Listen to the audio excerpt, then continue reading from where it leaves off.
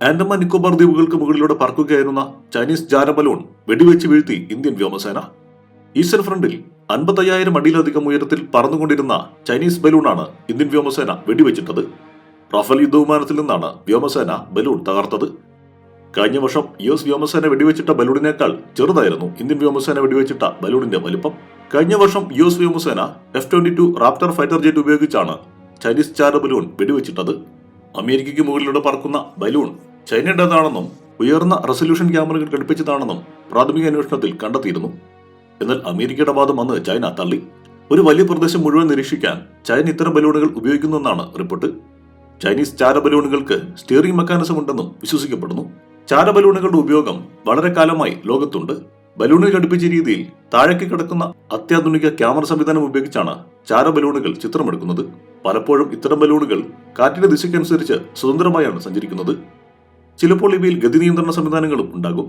ഇന്നത്തെ കാലത്ത് മിക്ക വൻശക്തികൾക്കും ബഹിരാകാശത്ത് ഉപഗ്രഹങ്ങളുണ്ട്. ചാര നിരീക്ഷണത്തിനായും ഇവ ഉപയോഗിക്കപ്പെടുന്നു. ഉപഗ്രഹങ്ങളെക്കാൾ മിഴിവുറ്റതും വ്യക്തതയുള്ളതുമായ ചിത്രങ്ങൾ എടുക്കാൻ ബലൂണുകൾക്ക് കഴിവുണ്ട്. ഉപഗ്രഹങ്ങൾ ബഹിരാകാശത്താണ് ഉള്ളത്. എന്നാൽ ബലൂണുകൾ പൊതുവെ 80,000 മുതൽ 1,00,000 അടി മുകളിലാണ് സ്ഥിതി ചെയ്യുന്നത്. ഉപഗ്രഹങ്ങൾ വളരെ വേഗത്തിൽ ഭൂമിയെ ഭ്രമണം ചെയ്യും. എന്നാൽ ബലൂണുകൾക്ക് ഈ വേഗമില്ലാത്തതിനാൽ മികച്ച ചിത്രങ്ങൾ അവ നൽകും. ബലൂൺ ഉപയോഗിച്ചുള്ള നിരീക്ഷണം ഇതാദ്യമായൊന്നുമല്ല. ഒന്നാം ലോകയുദ്ധ സമയത്ത് വ്യാപകമായ ബലൂണുകൾ ഉപയോഗിക്കപ്പെട്ടു. ബലൂണുകൾ നിരീക്ഷിക്കുന്നുണ്ടെന്ന് അറിയാവുന്ന വ്യോമസേനകൾ ശത്രുക്കളുടെ ബലൂണുകളെ നിഷ്കരണം വെടിവെച്ചിടാൻ തുടങ്ങി.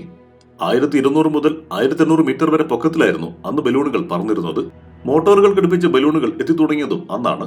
രണ്ടാം ലോകയുദ്ധ സമയത്ത് ബാരേജ് ബലൂണുകൾ വികസിപ്പിക്കപ്പെട്ടു. ഒരു ഗ്രൗണ്ട് സ്റ്റേഷനുമായി ബന്ധിപ്പിക്കപ്പെട്ട നിലയിലുള്ള ബലൂണുകളായിരുന്നു ഇവ. ഈ ബലൂണുകളിൽ വിമാനവേധ തോക്കുകളും ഉണ്ടായിരുന്നു.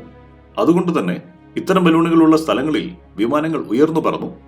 എന്നാൽ ഇത്തരം ബലൂണുകൾ പിന്നീട് ജർമ്മനിയുടെ ഹൈ ആൾട്ടിറ്റ്യൂഡ് വിമാനങ്ങൾക്ക് ഇരയായി തുടങ്ങിയതോടെ അവ ഉപേക്ഷിക്കപ്പെട്ടു. രണ്ടാം ലോകയുദ്ധത്തിന് ശേഷം US-ഉം സോവിയറ്റ് യൂണിയനും തമ്മിൽ ശീതയുദ്ധം തുടങ്ങി.